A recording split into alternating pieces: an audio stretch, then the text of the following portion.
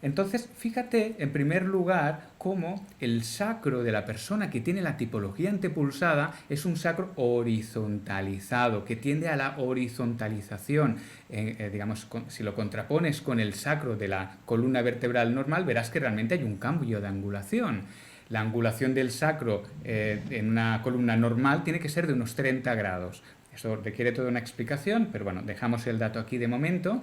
Y la angulación del sacro de la persona en una postura antepulsada es mayor de 30 grados. En este caso, igual podría ser cercano a los 45 grados.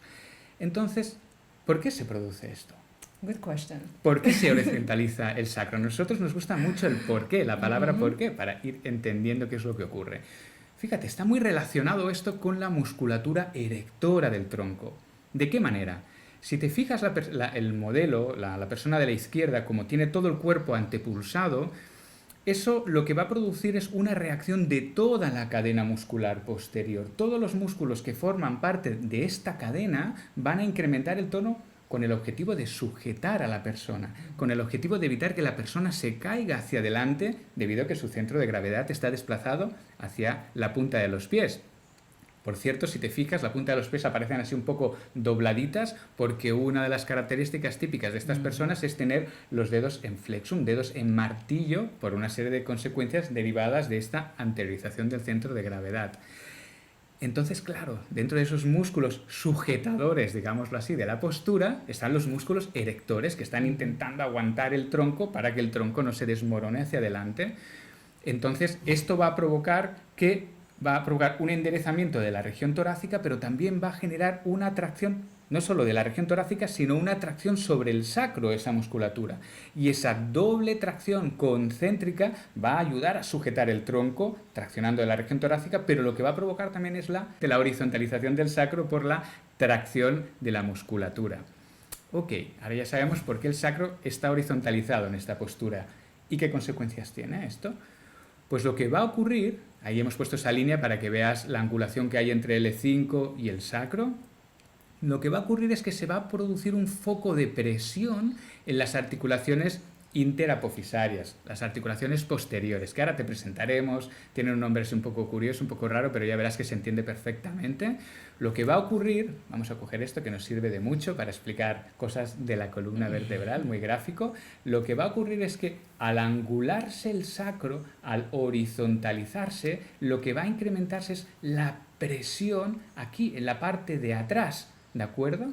¿De qué manera?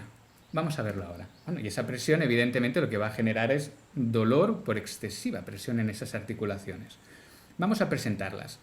Que hay que decir que así es como también empieza un proceso degenerativo como la artrosis. O sea, que realmente tiene una consecuencia real y grave, puede llegar a ser muy grave. Muy buen punto, sí. El hecho de tener la presión mantenida en esas articulaciones interapofisarias lo que va a hacer es desgastar el cartílago con el paso del tiempo y deformar las superficies articulares que conforman la articulación. Es decir, cada articulación está conformada por dos superficies articulares, una de un hueso y otra de otro hueso, que ahora pasaremos a ver aquí a nivel lumbosacro, esas articulaciones, esas superficies. El exceso de presión combinada con la fricción generada por el movimiento, por ejemplo, al caminar, lo que va a hacer es degenerar la articulación, generar artrosis y con el paso del tiempo posiblemente un pinzamiento de una raíz nerviosa.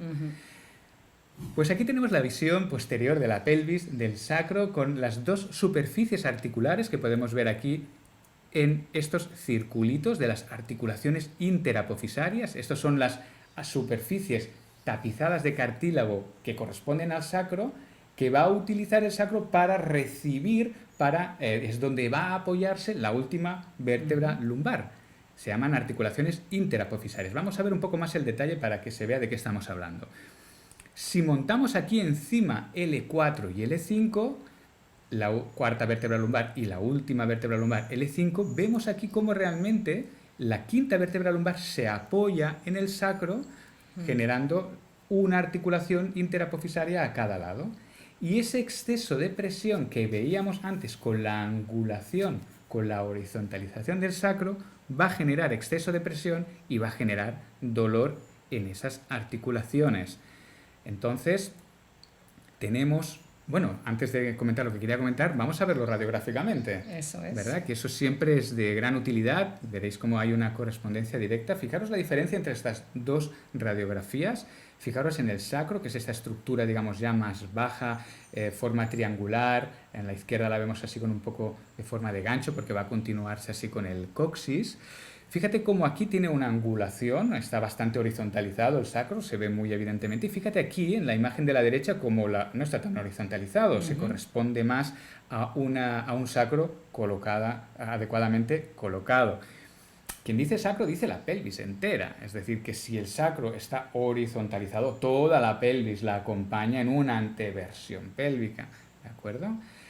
Entonces, ¿qué es lo que ocurre? Que va a producirse pues, la presión que comentábamos en las articulaciones interapofisarias, usualmente las últimas, entre el E5 y el sacro, aunque podían verse involucradas también las que hay entre el E4 y el E5, generando dolor, tal y como habíamos visto anteriormente.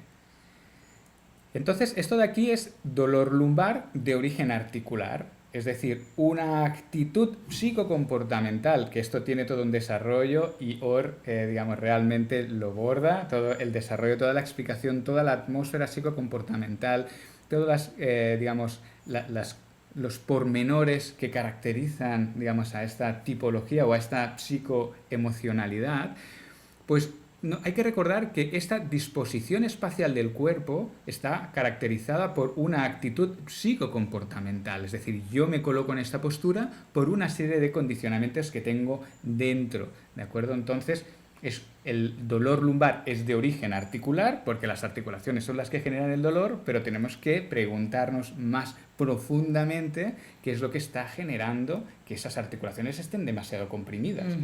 Ok, el sacro porque está horizontalizado, pero el sacro está horizontalizado porque la postura está adelantada. Entonces la musculatura paravertebral erectora está excesivamente tensa para aguantar esa postura. ¿Pero qué es lo que está provocando esa postura adelantada? Eso es. Pues una actitud interna. Exactamente. ¿De acuerdo? Entonces, de origen articular. Pero esta tipología no solamente va a generar dolor de origen articular, puede generarlo también por otro motivo que vamos a ver a continuación.